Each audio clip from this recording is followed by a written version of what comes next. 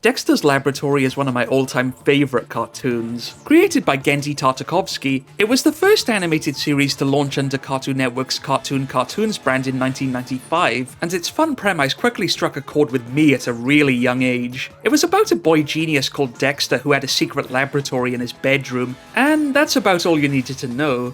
Yeah, it was simple yet ingenious. Every episode usually featured one of Dexter's experiments going horribly wrong, with his stupid older sister Dee Dee often being responsible. Please remove yourself from my laboratory! Ooh, what's that? At that age, this kind of show was almost like wish fulfillment. I wanted a secret lab in my bedroom, minus Dee Dee ruining all my experiments, of course. But near the end of the show's original intended run in 1999, they did what all great animated shows do, and released their very own Dexter's Lab movie onto TV screens just a few weeks shy of the new millennium. It was originally intended to conclude the series, though the show would ultimately continue on into another season in 2001 without the original creators' involvement. However, unlike the show, which was fairly colourful and cheery for the most part, this movie looked kind of dark. Even the promos made it look like some kind of natural disaster or something. It's like the Powerpuff Girls movie all over again. But UK fans of Dexter's Lab had to wait all the way until the summer of 2001 for this movie to hit the video stores. And this has to be one of the rarest tapes in my entire collection, so I was very lucky to pick it up in my local video store as a kid.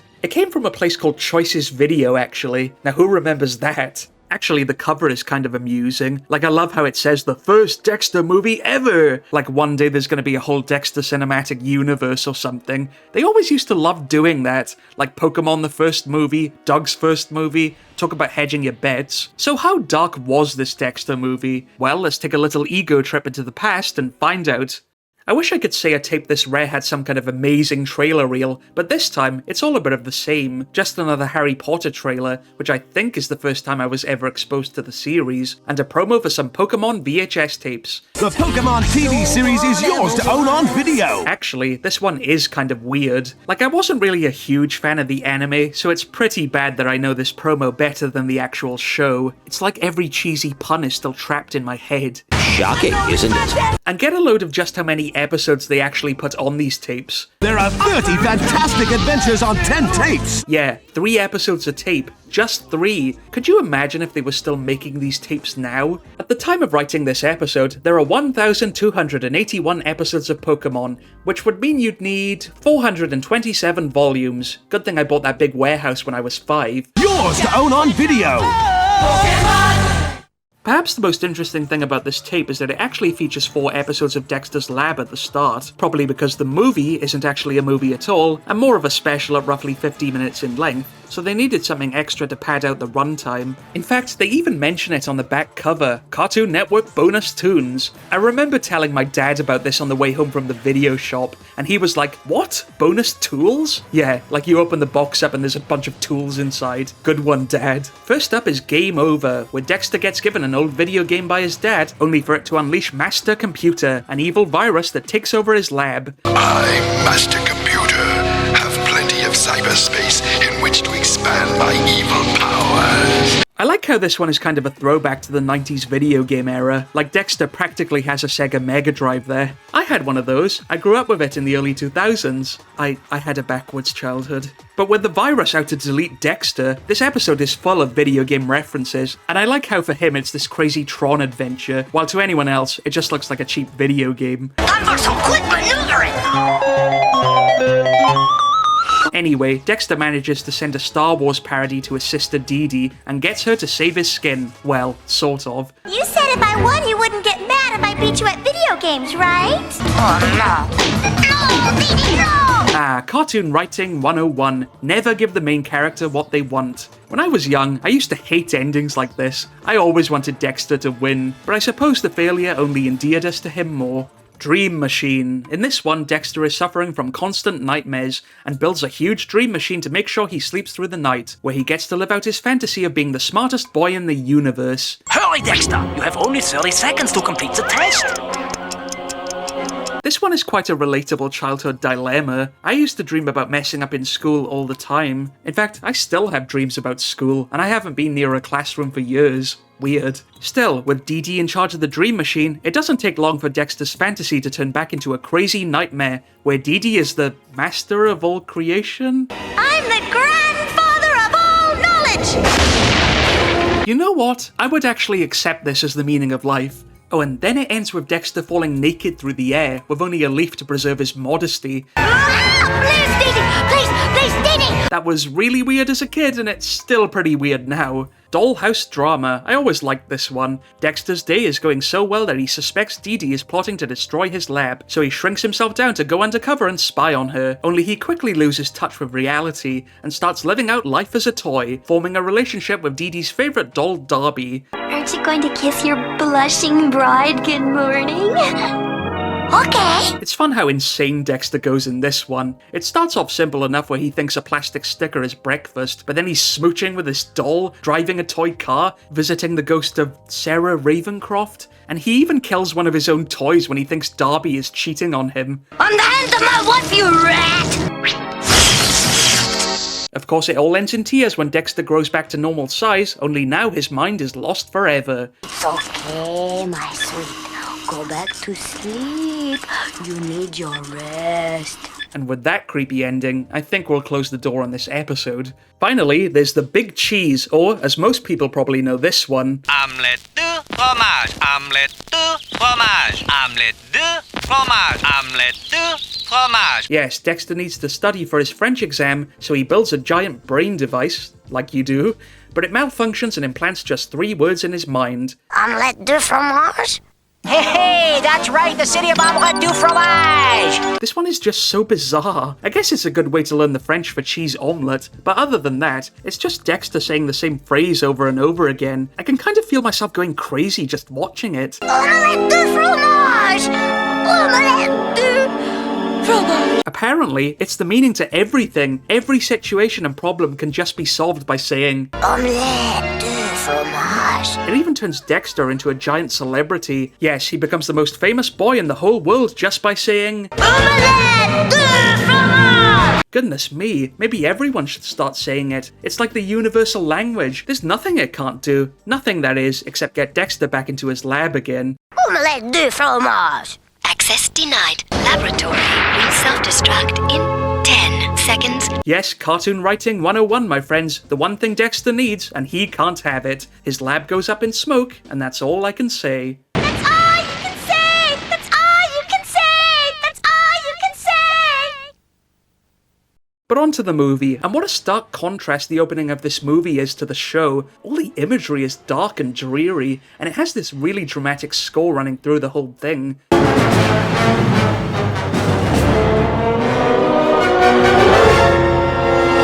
It's kind of epic. This had me pumped as a kid. So the movie begins with Dexter's evil nemesis Mandark, who sneaks into Dexter's house for our first naughty joke of the movie. Honey, I don't think that's gonna fit! Just a little more, dear.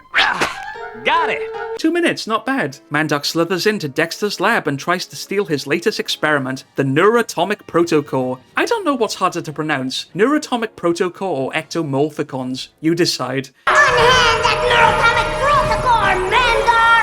But Dexter makes a pretty heroic entrance and sends Mandark packing. For as long as I shall live, I will one day possess the neuroatomic protocore and rule the world! Normally, that would be enough action for one whole episode, but shortly after, Dexter gets attacked again by these really cool Transformer robot things who've traveled back through time to kill him for saving the future. We are here to destroy the one who saved the future. Seriously, look at these guys. How come we never got toys of this back then? No robots are gonna threaten me in my lab. So Dexter has to fight off the Deathbots, and this action scene is almost like an excuse for him to show off all his neat gadgets, like these weird pants that turn you into a giant disc-surfing superhero.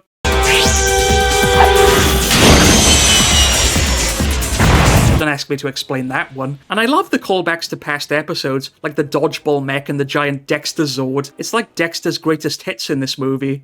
Dexter! The boy who saved the future! But where did these robots come from, and why are they out to destroy him? That's Dexter's dilemma, and he decides to use his time machine to travel into the future and solve the mystery. Yeah, he has a time machine, what's the problem? At first, everything seems normal in the future, but Dexter's lab is now under new ownership, and they call the space cops on Dexter, who arrive almost immediately. Wow, you love that response time. Stop where you are and put your hands in the air. I find it funny how in decades Dexter's house has barely changed, and the front door is now a closet. It's like a fun house now, but Dexter still has his emergency exit, and he escapes into the city, which has now become a super futuristic metropolis with flying cars, kind of like the Jetsons, only dirtier. Of course, being a dystopian future, now everyone has a number instead of a name, making Dexter an outcast or a no number. State your number. I have been told I have a no number. It's almost like this movie has lore all of a sudden. So Dexter gets scanned, ow, and carried away by a robot to his new place of work. In the meantime, we're introduced to another Dexter, a future Dexter, who, unlike his younger self, is basically just a pathetic pencil-pushing wimp, trapped in an office job where everyone works in a maze full of cubicles. So when does the dystopian stuff begin? I just made it. Wow, I could have been in big trouble. But Dexter's progress has been lacking lately, and he gets taken to meet the boss. I like the contrast here, where the boss lives in luxury and everything else is just a bland mess. Almost late for work again. Tisk, tisk, tisk. The head honcho, of course, is Mandark, who gives me a shot that my nightmares will never let me forget. There's the strong, the powerful, the elite. Ugh. As I was saying, Mandark now rules over everything, and decides to punish Dexter for his poor performance in work. Now make a wish. This scene disturbs me. Why is Mandark whipping Dexter's backside? Why has he tied him up like that? Why are there all these lingering close-ups of him in excruciating pain? Why is young Dexter being forced to watch all this? Why has he taken most of his clothes off? It's just a bit odd. And before you ask, yes, this movie was given a family-friendly U rating. This time has been duly noted and will be deducted from your salary. So after 50 Shades of Mandark, the two Dexters finally meet up, and young Dexter tries to talk some sense into his older self, especially when it turns out that he's still capable of creating amazing inventions like the neuroatomic protocore. Did you become a wimp overnight, or was it a gradual process? Oh, I've always been like this. Wrong! Maybe I'm reading too deeply into this, but this scene almost feels like a commentary on how our youthful imagination, energy, and creativity can become constrained as we grow older, especially when some people get trapped in dead-end jobs that turn their minds to jelly, and we need to reconnect with our childhoods in order to restore our inner spirit. What is your name? Dexter? Or maybe I'd rather be overanalyzing a scene like this instead of the one we just saw. Now let's get the heck into the future and see how cool we are! Now that the older Dexter has more confidence, they sneak back to the time machine, but accidentally leave behind the protocore, which ends up in the clutches of Mandark. Bit of an oversight. The two Dexters travel into the far future, but now his lab is a museum, Mandark is a brain in a jar, and all his old inventions are exhibits made out of styrofoam. Blech, I can still taste that. So the city has become a perfect paradise of perfect perfection, and we get to meet yet another Dexter, only this time he's a senile old man. Hi! Hey! Stop it! What? Hello? Hi! Huh? Hello? Hi! Hello? What? Hey! Stop it! This is actually a reference to an episode in the first season, Old Man Dexter, so bonus points for consistency, I guess. Don't you remember? Remember what? How you did it! Did what? Save the future! I did! But old Dexter is so old, he can't remember how he saved the future, so now all three of them decide to travel back in time to finally work it all out. Or, to be more accurate, I guess you could say they travel back to the past. So now the lab is destroyed, and everything is a complete wasteland, where all the peasants are idiots and sound a bit like Goofy. Fire! Come out! Fire! Young Dexter tries to help by inventing fire, again, but the village gets attacked by a group of death bots from the depths of Satan's imagination. The creation of fire is a punishable offense! The Overlord's Machine Man! However, yet another Dexter arrives to save the day by going full Schwarzenegger on the robots and smashing them to pieces with a big wrench. It's like Ratchet and Clank on acid. Let there be fire for all! So this is Beefcake Dexter, and he definitely makes a big impression as a rebellious superhero. And who is this science-hoarding overlord? Mandark. He reveals that in the past, Mandark managed to climb his way to the top by stealing Dexter's inventions, before getting his hands on the protocore and reversing its polarity to turn everyone into brain-dead morons. You following this yet? Oh my gosh, we left the core out in my cubicle.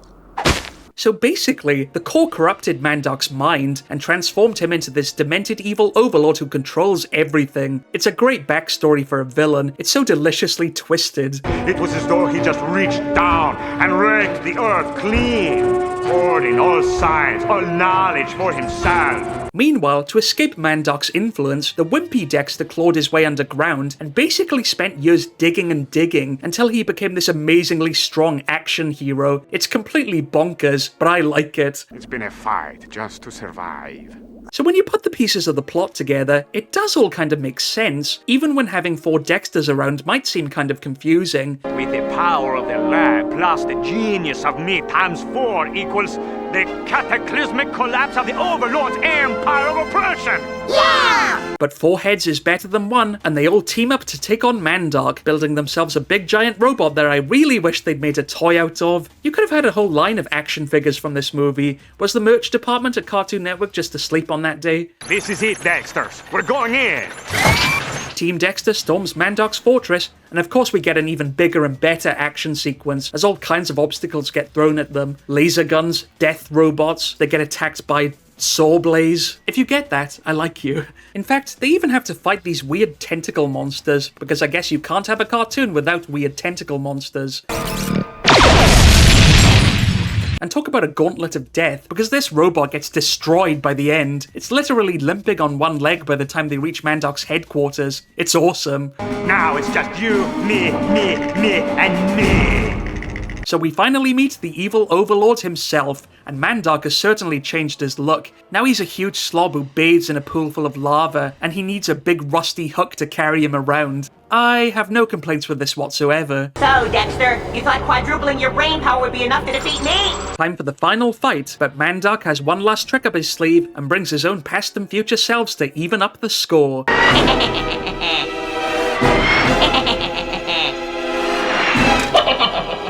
It's Dexter versus Mandark times 4, but they all get tangled up, with young Dexter just inches away from pressing the button that will restore the Protocore to normal. Go, Dexter, go! Go, Dexter, go! Go, Dexter, go! Go, Dexter, go! This is quite the epic moment. After all those bad ends, surely this is the point when Dexter finally wins and becomes a true hero? Go, Dexter, go! Go, Dexter, go! Go, Dexter, go! But what was that I said before? Cartoon Writing 101. Never give the main character what they want. So at the moment of Dexter's total victory, Dee Dee suddenly arrives in the time machine and presses the button herself. Ooh, what does this button do? Yes, Dee Dee is actually the one who saved the future. She's practically been a red herring this whole entire time. Despite appearing in almost every episode of the show, she plays no part in the movie and barely says a word. You almost forget she's even in it, and that's why it's funny. So with the Protocore now giving off positive energy, everything is restored to normal, and Mandark finally gets his comeuppance. Oh, now that's how you kill a bad guy. I want to see that again. Yeah. I wanted to be the one who saved the future. The day might be saved, but Team Dexter isn't happy with Dee Dee, and they build an army of robots to wipe her out once and for all. Robots to destroy the one who saved the future! So after organizing the attempted assassination of his sister, Dexter says goodbye. Goodbye, Dexter. Goodbye, Dexter. Goodbye, Dexter. Goodbye, Dexter. Goodbye, Billy. And gets back home just in time to discover that he set the whole entire plot in motion. Oh, forget it. Time travel hurts on my brain. So that was Ego Trip, and what a trip it was. It's a fun, crazy adventure that feels just like the show, only with a slightly darker, more twisted edge running through it. Very twisted, let's put it that way. There's also an awful lot more action too. In fact, with the amount of fight scenes and big weapons on display, I almost wonder if Genndy Tartakovsky was just using this movie as a testing ground for Samurai Jack. Even the whole futuristic dystopian vibe gives off a very similar style. Well, whichever way you look at it, I really enjoy this one, and while it might not quite be a feature-length epic, it feels just right for what they were trying to accomplish. Maybe it's superior to the Powerpuff Girls movie in that respect. It's an entertaining trip from beginning to end. Satisfy your own ego and check it out. Thanks for watching this video, and look out for more reviews coming soon. But wait, there's more! Okay, this is a very unscripted announcement because I'm here to reveal that Back to the Past is now available on Patreon. You see, YouTube isn't exactly friendly to me for making videos about all this copyrighted content, so it makes monetizing the channel kind of impossible, but for just £2 a month, you can support the channel on Patreon. You'll get access to every new video a week early, your name at the end of every episode, and you can even take part in exclusive Patreon votes where you decide what the next VHS review will be. It's not an obligation, but if you want to support the channel, you can. I'd really appreciate it, because it means I won't ever have to talk about Raid Shadow Legends in any of these videos. Have a nice day and check out the Patreon.